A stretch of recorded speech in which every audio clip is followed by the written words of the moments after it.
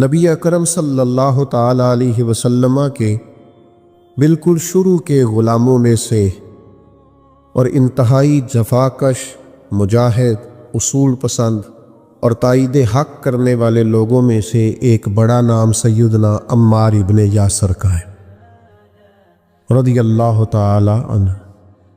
حضرت عمار ابن یاسر رضی اللہ تعالیٰ عنہ اس وقت اسلام لائے تھے۔ کچھ لوگوں کا خیال ہے کہ اس وقت 30 لوگ مسلمان تھے اور کچھ نے لکھا ہے 5 لوگ مسلمان تھے۔ السابقون الاولون میں سے ایک جلیل القدر شخص، اسلام کی خاطر جن لوگوں نے سب سے زیادہ قربانیاں دیں، ان میں سیدنا عمار ابن یاسر کا خاندان۔ اسلام کی سب سے پہلی شہیدہ سیدہ سمیہ رضی اللہ تعالی عنہا، حضرت سمیہ جناب عمار ابن یاسر کی والدہ ہیں، اور دوسرے نمبر پھر ان کے والد شہید ہوئے، پھر ان کے بھائی شہید ہوئے، کیونکہ یہ بیچارے غریب تھے۔ کفار بڑی تکلیفیں دیتے تھے، پانی میں دیر تک غوطے دیتے رہتے، آگ کے انگاروں پر ان کو لٹا دیتے، سینے پر وزنی پتھر رکھ دیتے، دیر تک تکلیفیں دیتے رہتے۔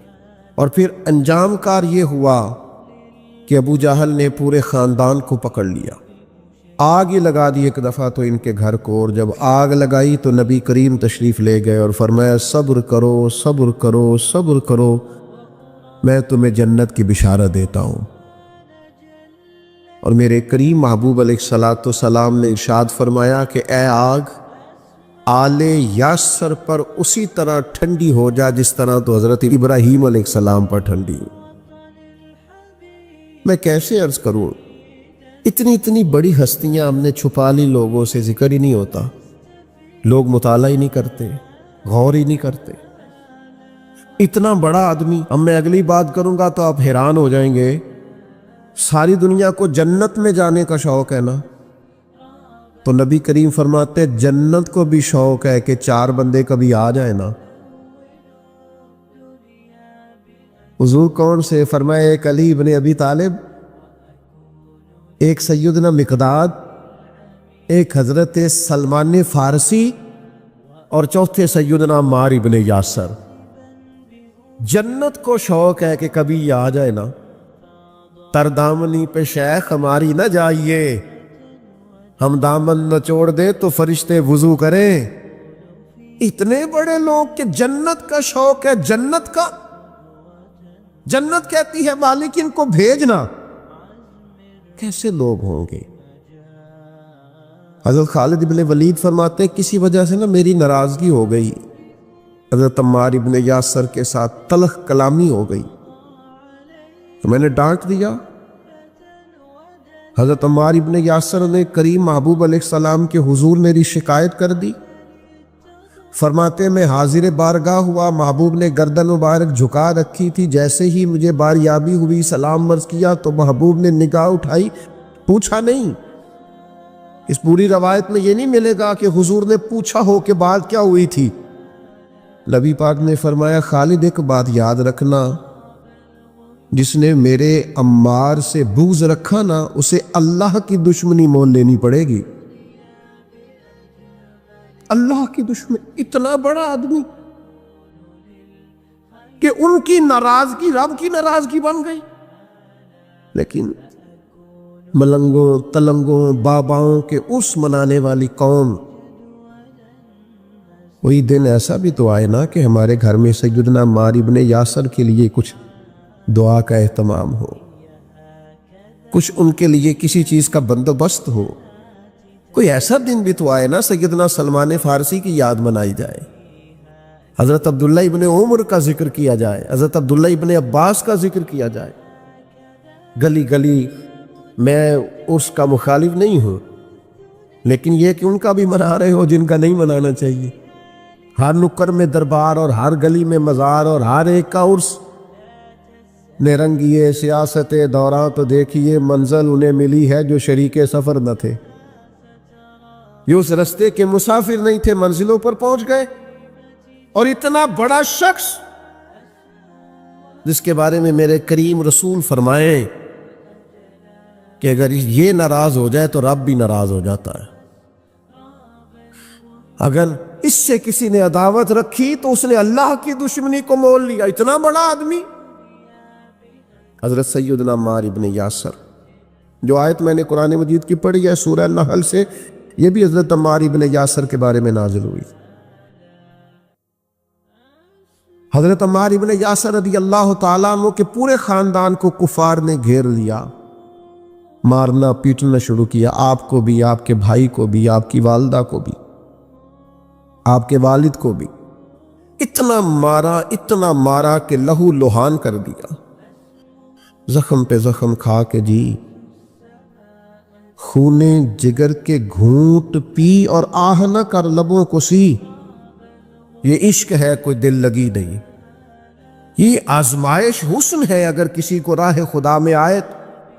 سیدنا عمار ابن یاسر کی والدہ کو اس طرح مارا کہ ان کی ایک ٹانگ ایک اونٹ کے ساتھ باندھ دی، دوسری کے ساتھ باندھ دی، اور پھر ان کو نیزے مارے حتیٰ کہ 2 حصوں میں کٹ گیا وجود. اور وہ باہمت خاتون درد سہتے سہتے اپنے رب کے حضور حاضر ہو گئی. پھر ان کے والد کو شہید کیا. کس کے لیے؟ کس کے نام پر؟ کس وجہ سے؟ پھر ان کے بھائی کو شہید کیا. پھر جناب عمار ابن یاسر وہ سخت صدمے میں تھے، پھر ان کو مار رہے تھے، پھر ان کو مجبور کیا کلمات کفر کہنے کے لیے. ان کے منہ سے نکل گئے، انہوں نے ایسے کلمات کہہ دیے جو معاذ اللہ کفریات تھے. اب اتنا زد و کوب ہوا، تکلیف دی، بول دیا انہوں نے. لوگ دوڑے گئے نبی کریم کی بارگاہ میں. عمار تو معاذ اللہ کافر ہو گئے. بات بتانے والے نے تو بات بتا دی، پر جو جواب آیا وہ بڑا نرالا تھا کہ حضور اس نے کفر کیا ہے. محبوب فرمانے لگے خاموش ہو جا، عمار سر سے لے کر پاؤں تک ایمان ہی ایمان ہے. فرمایا ایمان تو اس کے خون کے اندر، اس کے وجود کے اندر، اس کے لہو کے اندر، جسم کے اندر سرایت کر گیا ہے ایمان.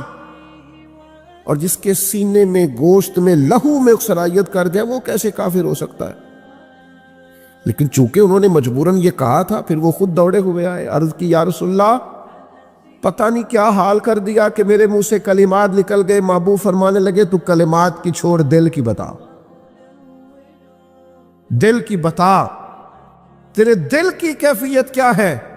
عرض کی یا رسول اللہ، دل تو ہر لمحے کے لیے ایمان پر مطمئن ہے.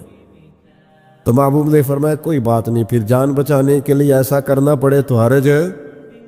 کوئی ڈٹ جائے نہ کفر کرے تو اعلیٰ شہید ہے، لیکن اپنی جان بچانے کے لیے کسی نے مجبور ہو کر صرف زبان سے یہ کلمات کہہ دیے تو حرج ہے.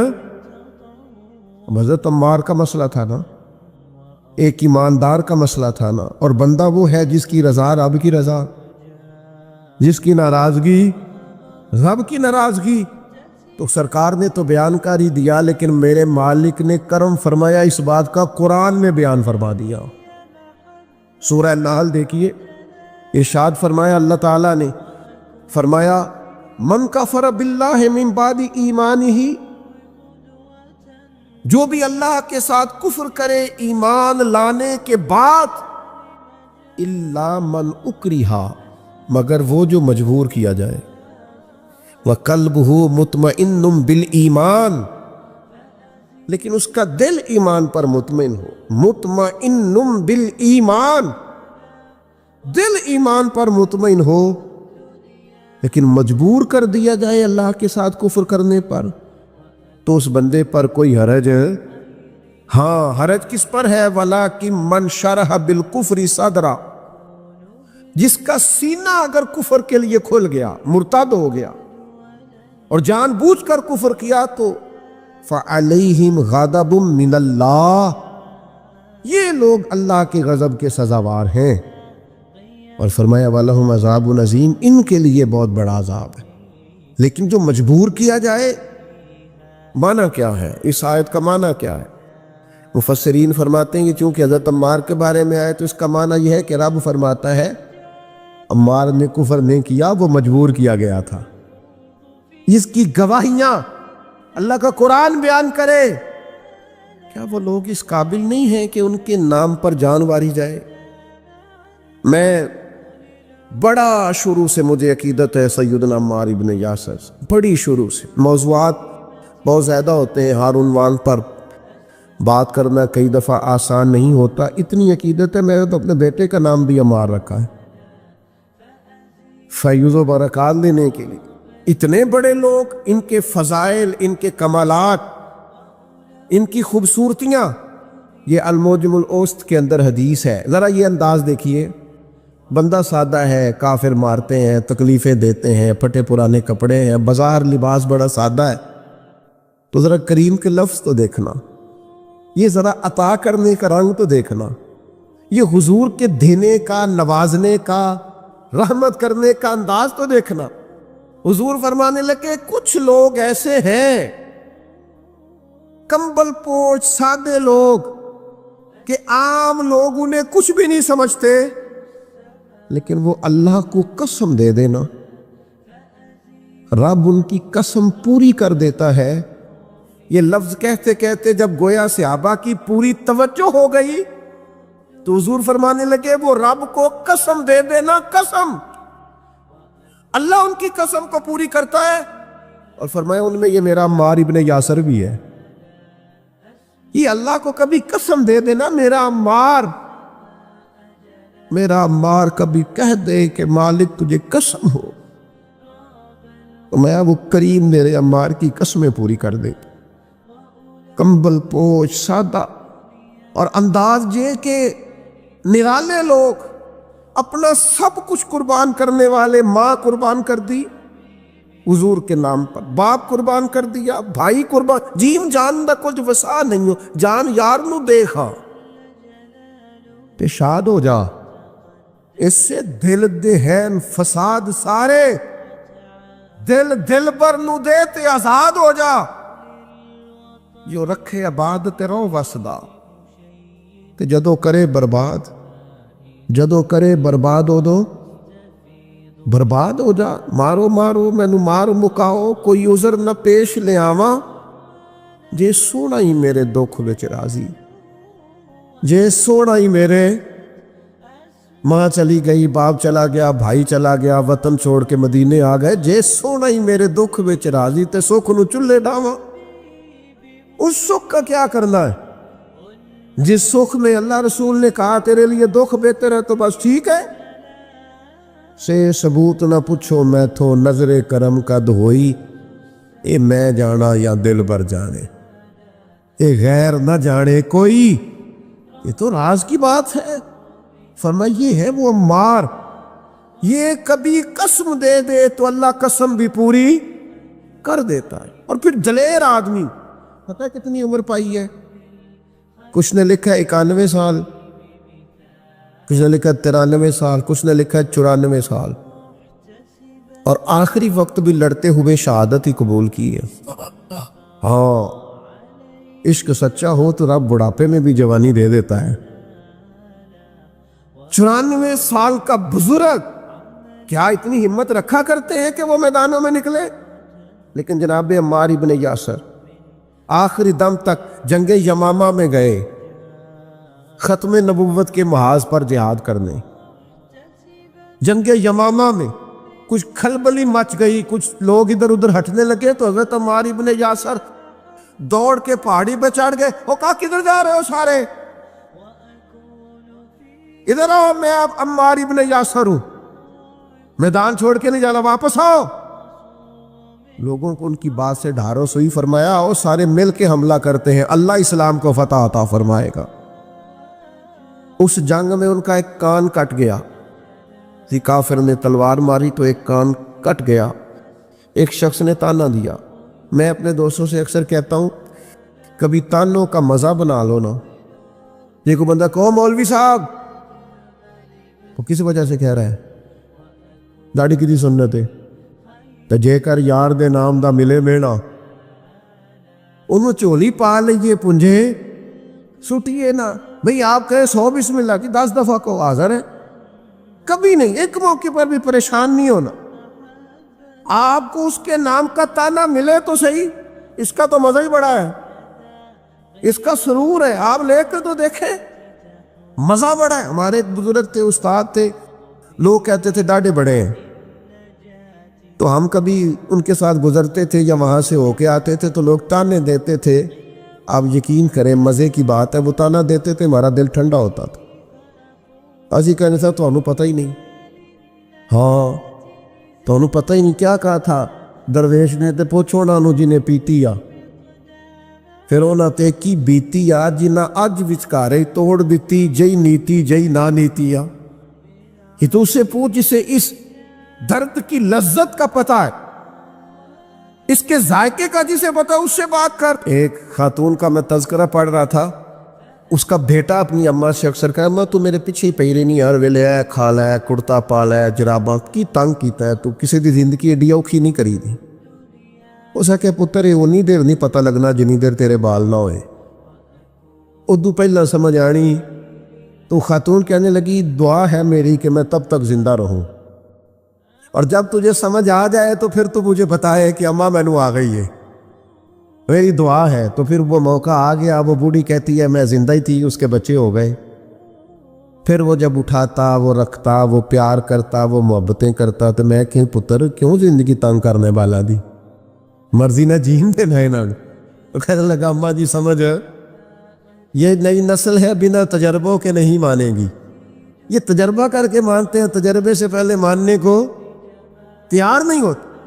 میرے عزیز، یہ جس کے دل میں عقیدت آ جاتی ہے، محبت آ جاتی ہے، زاویہ آ جاتا ہے، اس کا رنگ اور ہوتا ہے۔ آپ کو نہیں، کوئی مسئلہ نہیں، کوئی پابندی نہیں، بیعت ہونا فرض نہیں، واجب نہیں، ضروری نہیں، آپ ایزی رہیں، نماز پڑھیں، عبادت کریں، حلال حرام کی تمیز کریں، کافی ہے۔ لیکن اگر کوئی کسی سے پیار کرتا ہے تو پھر آپ کو اعتراض بھی نہیں ہونا چاہیے، اس کا اپنا مسئلہ ہے آپ کا۔ حضرت عمار ابن یاسر رضی اللہ تعالی پربہار زندگی، بلکہ وہ اس کا لطف لیتے تھے، اس کا ذائقہ ان کی طبیعت کے اندر ہمیشہ موجود رہتا تھا۔ امام بہقی نے روایت لکھی ہے، حضرت عمار ابن یاسر ایک جگہ بیٹھے تھے تو کسی بیمار کا تذکرہ ہو رہا تھا، تو ایک دیہاتی بولا، وہ دیہاتی بول کے کہنے لگا میں تو کبھی بیمار ہوا ہی نہیں۔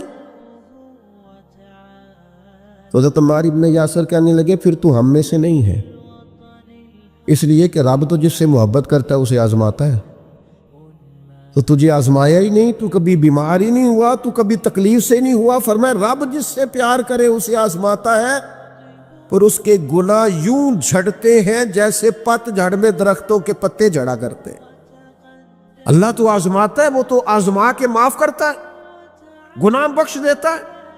حضرت عمار ابن یاسر رضی اللہ تعالیٰ عنہ، ان کا اپنا فقر، ان کا اپنا تقوی، ان کی اپنی خوبصورتی، تو وہ میں بتا رہا تھا کہ ان کا کان کٹ گیا جنگ میں، تو کسی شخص نے ان کو تانا دیا، اور کان کٹے والے، آپ فرمانے لگے او بھائی تو نے تانا دیا، ہمیں مزہ آیا، جب تک کان سلامت تھا اتنا پیار نہیں تھا، جب سے یہ اللہ رسول کے رستے میں کٹ گیا ہے سب سے زیادہ پیارا ہی یہ کان لگتا ہے، اس لیے کہ جائیداد کے قبضے میں تو نہیں نہ کٹا، یہ کوئی روزی روٹی کمانے کے چکر میں تو نہیں نہ کٹا، یہ کر یار دے نام دا ملے میڑا، انہوں چولی پا لئیے پنجے سوٹیے نہ، اس کے نام پہ کٹا ہے، تو میں تو اس کا مزہ ہی بڑا لیتا ہوں، مجھے تو سب سے زیادہ پیارا یہ لگتا ہے۔ سیدنا عمار ابن یاسر، جس طرح لوگ کشتہ عشق رسالت نہیں ہو جاتے، ان کا خمیری حضور کی محبت بن جاتی، اس طرح کا مزاج، اور پھر اپنے آپ کو آراستہ کر لیا ان ساری باتوں سے جو حضور کو پسند ہے۔ ساری زندگی مغرب کے بعد 6 رکعتیں نہیں چھوڑی حضرت عمار ابن یاسر، اوابین ہمیشہ پڑھی۔ کسی نے کہا کیوں پڑھتے ہو؟ کہا میرے نبی کریم نے مجھ سے فرمایا جو مغرب کے بعد 6 رکعتیں پڑھے اس کے گناہ سمندر کے جھاگ کے برابر بھی ہوں تو اللہ معاف کر دے گا۔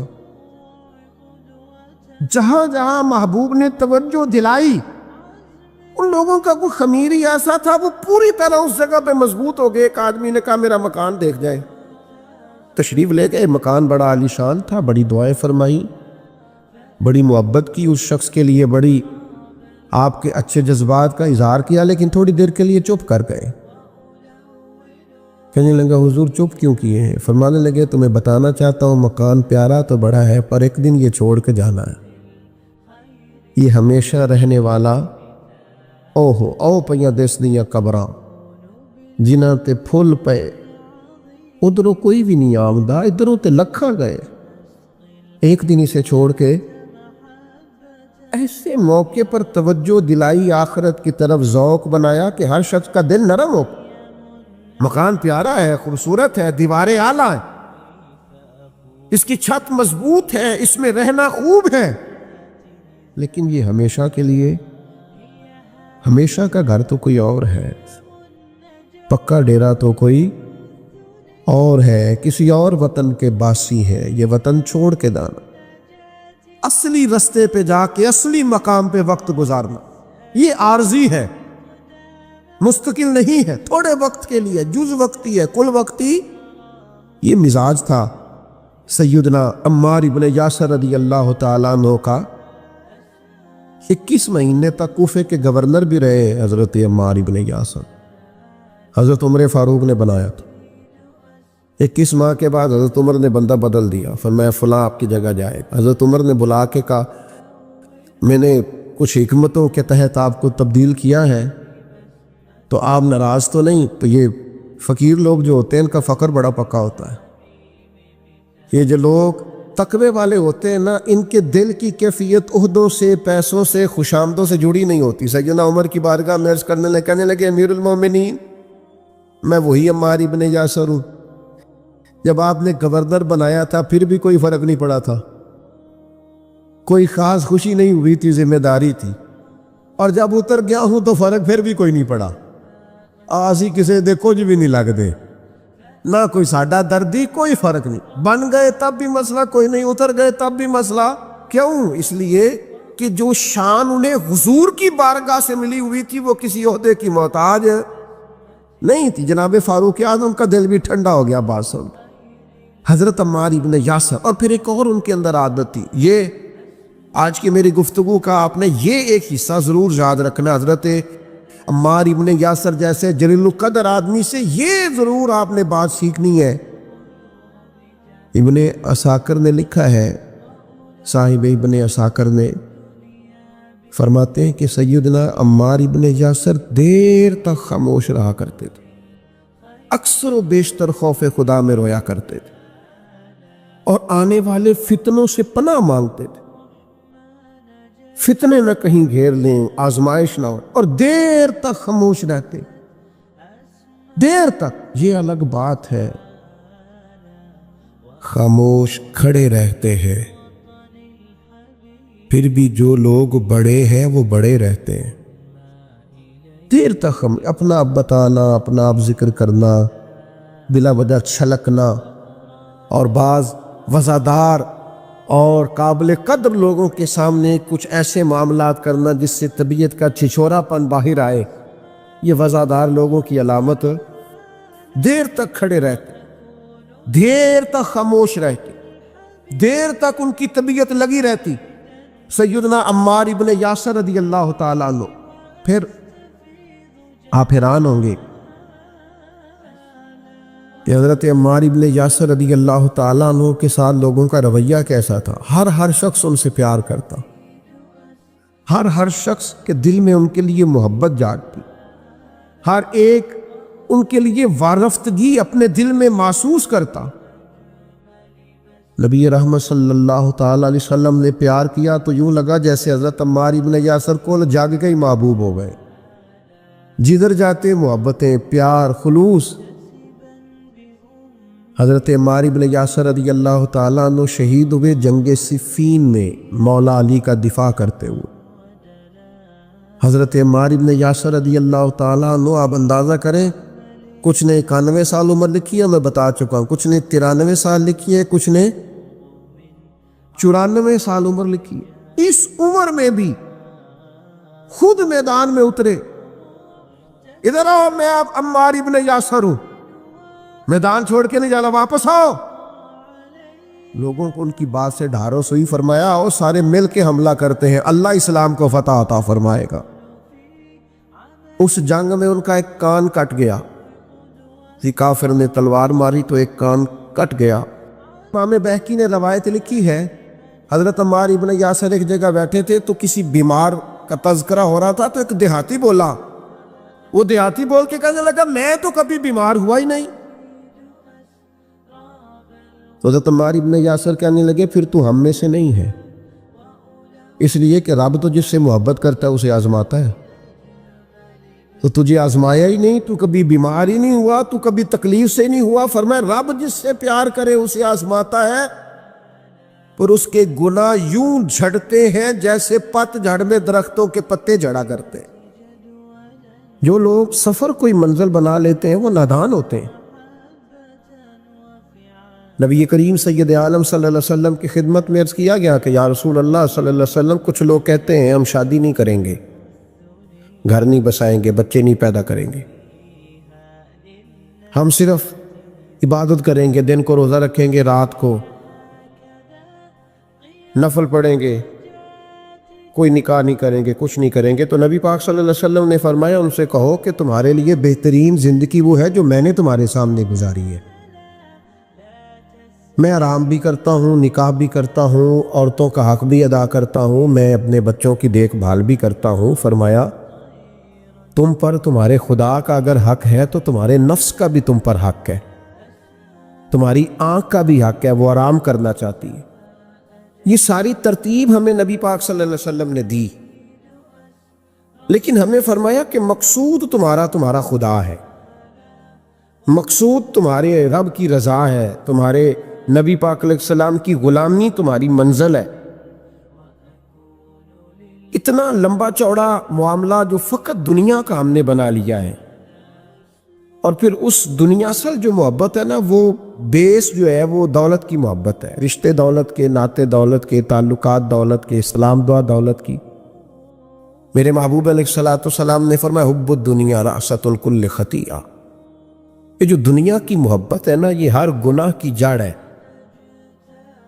جب انسان دنیا کی دولت سے پیار کرنے لگ جاتا ہے پھر وہ قتل بھی کرتا ہے، پھر وہ ظلم بھی کرتا ہے، پھر وہ زیادتی بھی کرتا ہے، پھر وہ حرام بھی کھاتا ہے، پھر وہ یتیم کو بھی لوٹتا ہے، پھر بیوہ کا مال کھانا بھی اسے پریشان نہیں کرتا، پھر کروڑوں روپیہ ہضم کر لیتا ہے، لکڑ پتھر ہر چیز اس کو ہضم ہونے لگتی ہے۔ اصل بات یہ ہے کہ اسے محبت دنیا کی دولت سے ہو گئی ہے۔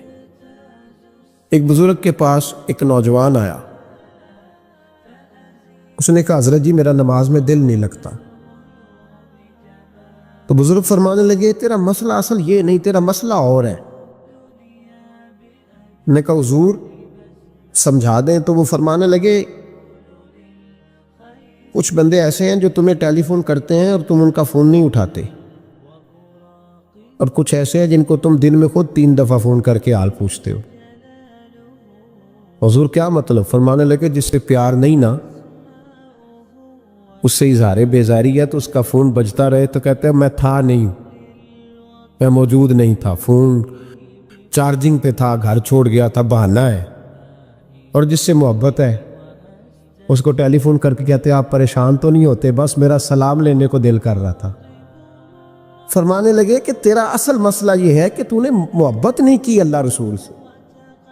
اگر تیرا خدا رسول سے پیار ہوتا تو یہ جملہ کیسے آتا کہ نماز کو دل نہیں کرتا؟ پھر تو تیرا تہجد کو بھی دل کرتا، پھر تو تیرا ہر وقت قرآن پاک سینے سے چمٹائے رکھنے کو دل کرتا، اس لیے کہ تیرا مقصود اللہ کی ذات ہوتی۔ کیونکہ مقصود دنیا داری ہے، مقصود دولت بنا لیا معاذ اللہ، مقصود ایک رنگ بنا لیا ہے، اس کا نقصان قوم اٹھا رہی ہے۔ نقصان رشتوں میں، نعتوں میں حسن نہیں رہا، پیار نہیں رہا، ترتیب نہیں رہی۔ ایک ناروے سے دوست نے فون کیا، مجھے کہنے لگے آپ بڑی تقریریں کرتے ہیں، کوئی ہمارے حق میں بھی کر دو۔ تو میں نے کہا کہ آپ کو کیا ہے؟ کہنے لگے آپ پردیسیوں کی مجبوریاں نہیں سمجھتے۔ میں نے کہا کیا ہوا؟ کہنے لگے حضرت جی شکوہ ہے کہ ہمارے اپنے ہمیں جب بھی فون کرتے ہیں وہ یہ نہیں پوچھتے کہ شام کا کھانا کھایا ہے کہ نہیں کھایا، وہ کہتے ہیں شادی آ گئی ہے تو جلدی کرو، پیسے بھیج دو، فٹافٹ کرو۔ کہتے ہیں کبھی کسی نے ہم سے ہمارا حال ہی نہیں پوچھا، کبھی کسی نے یہ غور ہی نہیں کیا کہ وہ پردیس میں گیا ہے، اور انشاءاللہ پردیسی کوئی بھی نہ تھی وے ککھ جنا تو پارے تاڑی مار اڑانا باہو اسی آپ ہی اڈن ہارے۔ تو تیار بیٹھے ہیں، حال ہی کوئی نہیں پردیس میں۔ یہاں حال یہ ہے کہ جو فون کرتا ہے، ایک بزرگ کہنے لگے کہ 22-23 سال دیے ہیں پردیس کو، تو اپنی ہی بیوی کو فون کیا ہے کہ اب نہیں ہوتا، گھٹنوں میں درد رہتا ہے، کمر کمزور ہو گئی ہے، اور میرا دل کرتا ہے گھر آؤں اور میں اپنے گھر میں بیٹھ کے بچوں کے بیچ بیٹھ کے روٹی کھاؤں۔ اعصاب کمزور ہو گئے ہیں، دل کی دھڑکن تیز رہتی، پتہ نہیں کب وقت آ جائے۔ تو کہتے ہیں میری بیوی جسے میرے دکھ سکھ کا ساتھی ہونا چاہیے، وہ کہتی ہے چلیں 3-4 سال اور لگا لیں پھر آ جانا۔ او بھائی، کیا اس شخص کے ساتھ کیا تعلق ہے؟ اس کا بھائی اسے فون کرتا ہے تو کہتا ہے میں پیسے دے دوں گا، جب آؤ نا تو ایک موبائل ضرور لے آنا۔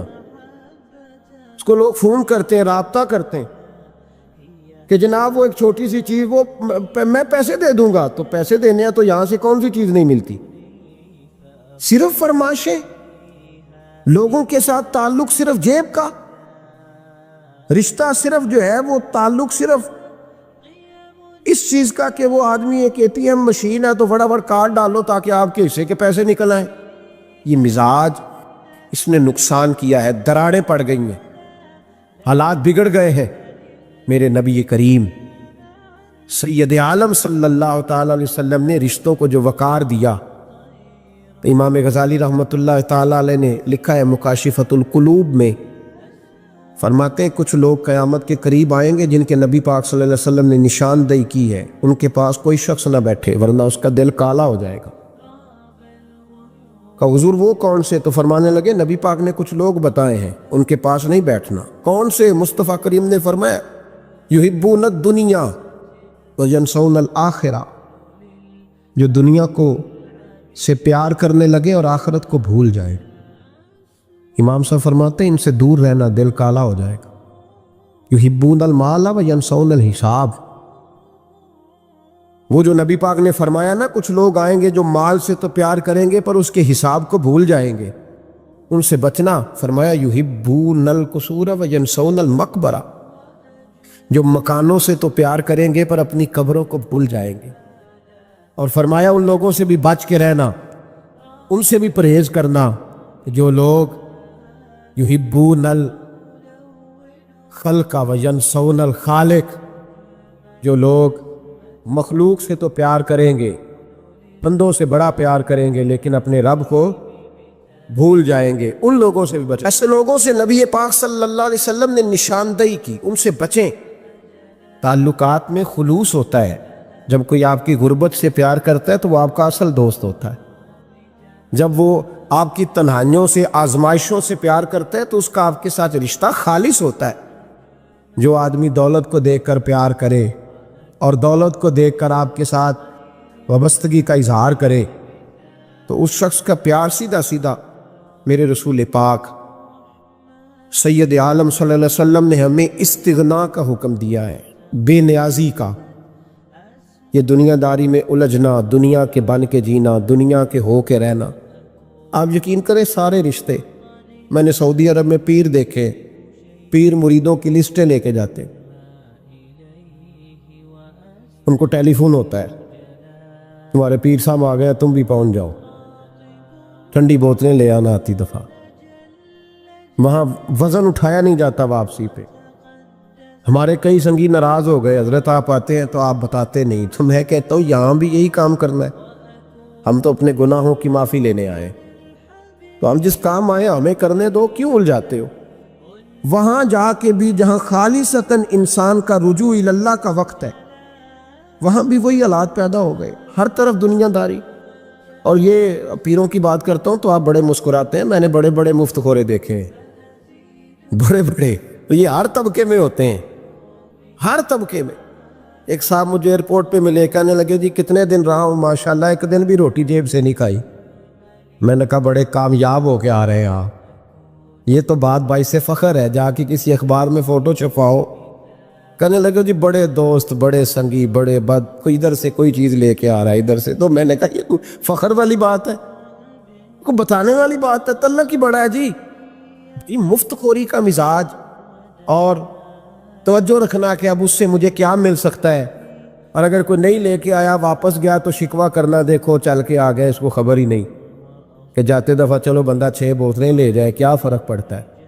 یہ کمزور ذہن ہے، یہ دنیا داری ہے، یہ نفس پرستی ہے، یہ پیسے کی غلامی ہے. میرے نبی پاک صلی اللہ علیہ وسلم نے فرمایا جو رب کے بندے ہوں گے ان کے قیامت کے دن چہرے چمک رہے ہوں گے. تو یا رسول اللہ صلی اللہ علیہ وسلم اس کے علاوہ بھی کچھ بندے ہیں؟ فرمایا لعن عبد الدنیا وعبد الدرہم. فرمایا کچھ دنیا کے بندے ہیں، کچھ درہم کے بندے ہیں، ترجمہ یوں کر لو کچھ ڈالروں کے بندے ہیں. یہ حدیث مشکات میں موجود ہے. ڈالر کے، ریال کے، لاکھ کے، کروڑ کے بندے. حضور وہ کون ہے؟ فرمایا لعن عبد الدنیا وعبد الدرہم. جو دنیا کا اور دولت کا بندہ بنے وہ لعنتی ہے، ملعون ہے. یہ خدا کا بندہ رہا ہی نہیں، یہ پیسوں کا بندہ بن گیا ہے، دولت کا بندہ بن گیا ہے. اس کا معیار بدل گیا. حضرت سالم بن عبداللہ بن عمر حضرت عمر فاروق کے پوتے تھے، کعبے کا طواف کر رہے تھے. طواف مکمل ہوا، 8واں استلام کر کے مقام ابراہیم کے پاس نماز پڑھنے لگے تو خلیفہ وقت کا آ گیا، گورنر. السلام علیکم کے بعد اس نے فوراً بات چھیڑی، کہنے لگا حضور کوئی حکم ہو تو بتائیے گا. آپ کہنے لگے تو بڑا ہی بیوقوف ہے یار، تجھے کس نے گورنر بنایا؟ بڑا تو بیوقوف ہے، تجھے تو سلیقہ ہی نہیں بات کرنے کا. حضور کیا ہوا؟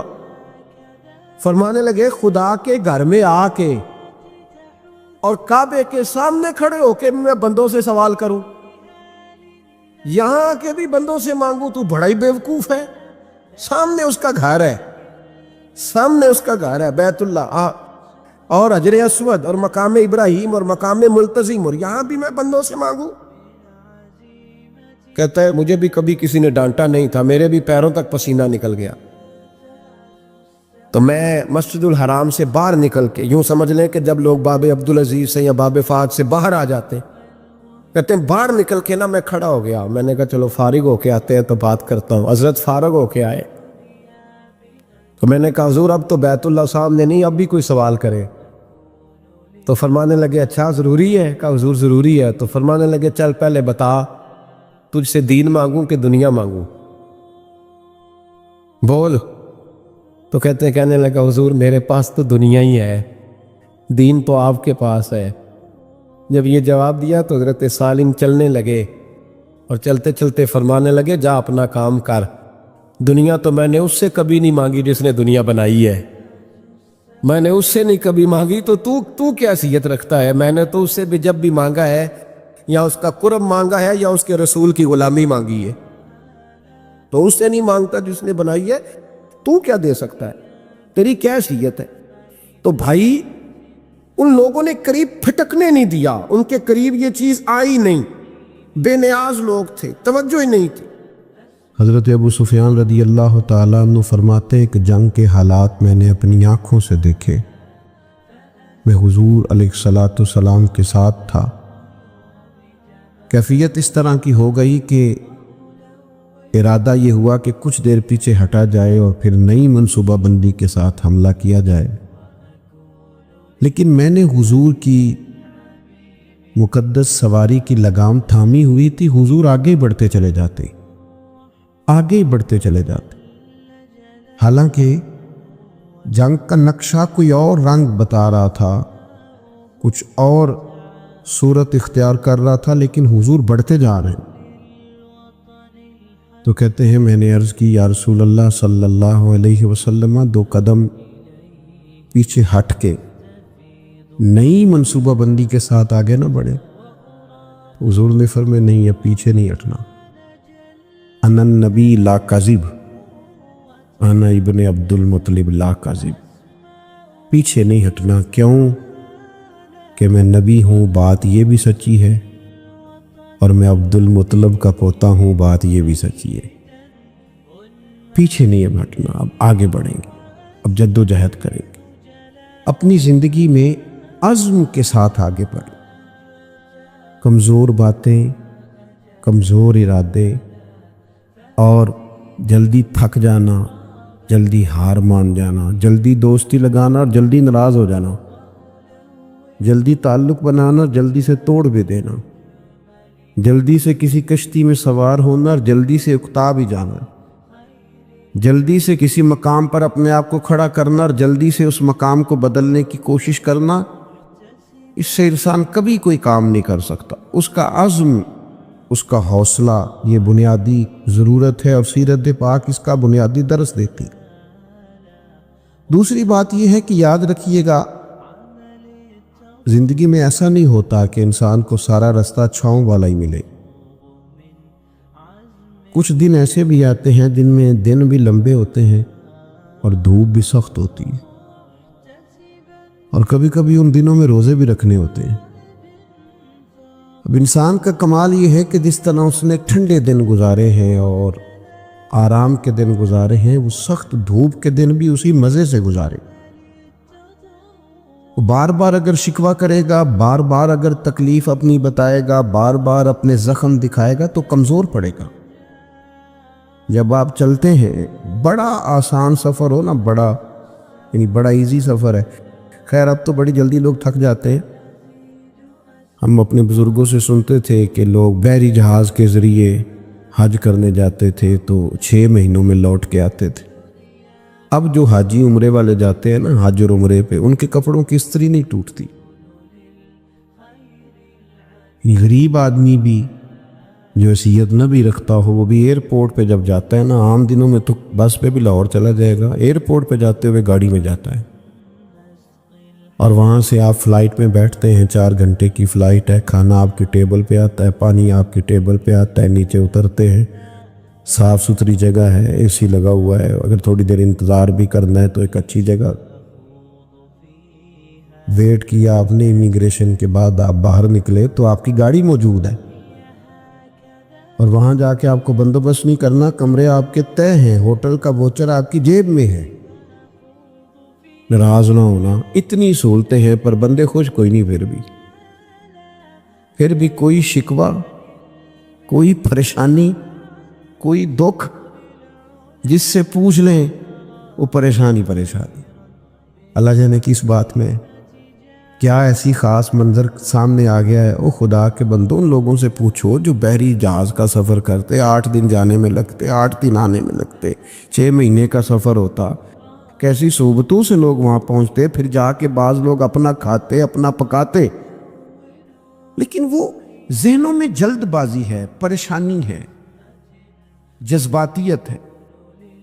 وہ جو ایک قرار بندہ مومن کی شان ہے کہ یار دکھ آ ہی جاتا ہے، زندگی ہے، کبھی سر درد ہو ہی جاتا ہے، کبھی جہاں سے روز پیار ملتا ہے کبھی جھڑکیاں ملی جاتی ہیں، تو آ جاتے ہیں حالات اوپر نیچے، لیکن اس میں اتنا گھبرا جانا، لیکن دکھ آتے۔ حضور کی سیرت پاک کو آپ پڑھیں، بڑا وفا والا ساتھ دیا سیدہ خدیجہ الکبریٰ نے، لیکن وہ وصال کر گئی۔ 1 سال محبوب نے اس سال کو غم کا سال کہا جب ان کا وصال ہوا، وہ پردہ فرما گئی۔ یہ ایک بڑا گہرا بظاہر صدمہ تھا، لیکن حضور نے کسی جگہ تبلیغ کو نہیں روکا، وہ سفر چلتا رہا۔ محبوب مدینہ طیبہ تشریف لائے، حضور علیہ السلام کے صاحبزادے محبوب کی گود میں وصال فرما گئے، اور پھر جب حضور مدینہ طیبہ آئے، بدر کے لیے جب حضور تشریف لے جا رہے تھے تو صاحبزادی شدید علیل تھی جو حضرت عثمان غنی رضی اللہ تعالیٰ عنہ کے عقد مبارک میں تھی، لیکن حضور اسی حالت میں تشریف لے گئے اور جناب عثمان غنی سے کہا کہ آپ رکیے، بیٹی کی دیکھ بھال کیجیے۔ جب محبوب واپس آ رہے تھے نا، بدر کی فتح ہوئی، تاریخی فتح، لیکن اس فتح کے ساتھ ایک گہرا غم بھی شامل تھا، اس لیے کہ کریم واپس آئے تو حضرت عثمان غنی حضور کی صاحبزادی کو تدفین کر کے مزار میں اتار کر واپس آ رہے۔ یہ ایک گہرا صدمہ محبوب پاک کو بظاہر پھر دیکھنے کو ملا، لیکن سفر جاری ہے، تبلیغ جاری ہے، جہاد کا کام جاری ہے۔ وہ جناب خیر ہے آپ کی طبیعت ٹھیک نہیں رہتی، تو وہ میری طرح کے بندے آگے سے اتن کی دسی گامی لے گئے نا میں نے، وہ فلانی چیز، وہ چھوڑ یار، یہ زندگی کے ساتھ ہیں۔ سکھ بھی تو بیان کرنا جو اللہ نے عطا فرمائے، آسانیوں کا بھی تو ذکر کرنا جو مالک نے دی ہیں۔ دکھ بھی آئی جاتے ہیں، دکھ قبول محمد بخشا راضی رہن پیارے، لیکن یہ کمزوری دکھانا اور کہنا جی مجھے دکھ لے گئے اور ہر وقت کی پریشانی، ساری زندگی تندرستی دیکھی اور ذرا بیماری آئی ہے تو اسے دماغ پہ سوار کر لینا، ذرا تکلیف آئی ہے تو اسے پوری طرح اپنے ذہن میں بسا لینا اور ساری تندرستی کو بھول ہی جانا اور معاذ اللہ مایوس باتیں کرنا۔ یہ حضور علیہ السلام کی مقدس سیرت پر چلنے والوں کا طریقہ نہیں ہے۔ حضور علیہ السلام نے یہ بدر کی بات کی، احد میں جو حضور کی مقدس کیفیت تھی نا، وہ بھی بڑا دل کو غمزدہ کرتی ہے۔ محبوب کے پیارے چچا شہید ہوئے حضرت امیر حمزہ، بڑا پیار تھا حضور کو حضرت عبداللہ سے، ان کا وصال ہوا۔ بڑے بڑے کبار صحابہ اس جنگ میں چلے گئے، 70 کے قریب لوگ احد کے میدان میں شہید ہوئے اور دردناک شہادتیں۔ کافروں نے حد کر دی ظلم کی، لیکن یہ سفر جاری رہا۔ اس کے بعد کوئی ایسا تو نہیں ہوا کہ اب ہم جہاد میں نہیں جا سکتے، معاذ اللہ کمزور ہو گئے۔ صحابہ گئے، خندق میں گئے، خیبر میں گئے، حضور نے اسی جذبے کے ساتھ خطبے دیے، آگے بڑھنا ہے اور آگے بڑھنا ہے، آگے جانا ہے، منزل ابھی دور ہے۔ لوگ آتے بھی رہتے ہیں، لوگ جاتے بھی رہتے ہیں، لیکن زندگی کا سفر جاری رہنا چاہیے۔ یہ 2 4 5 دکھوں کو دیکھ کر وہاں روک نہ جائیں۔ میں دیکھتا ہوں بعض لوگ بیمار اتنے نہیں ہوتے جتنے پریشان ہوتے ہیں، تکلیف اتنی نہیں ہوتی جتنی ذہنی طور پر الجھاؤ میں، یعنی وہ ڈاکٹر صاحب سے پوچھ رہے ہیں کہ وہ کتنا کچھ چر لگ جائے گا ٹھیک ہوتے، ڈاکٹر کہہ رہا ہے جی مجھے تو خود نہیں پتا، دوائی لکھ دی اللہ کرم فرمائے گا، اور میں بھی اسی طرح دوائی کھاتا ہوں جس طرح آپ کھاتے ہیں۔ الجھے نہیں، پریشان نہ ہو، ہم رسول کائنات کے ماننے والے، ہم حضور کے غلام ہیں، سیکھے تو صحیح ہمارے نبی نے ہمیں کیا عطا کیا۔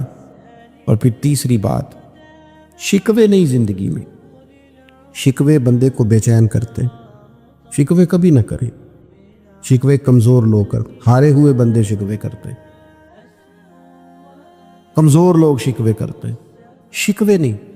آپ کسی کا شکوہ شروع کر لیں آپ کا دل سخت ہونے لگ جائے، اس بندے کے اور عیب آپ کو نظر آنے شروع ہو جائیں گے، اس کی اور کمزوریاں آپ کے سامنے واضح ہونی شروع ہو جائیں۔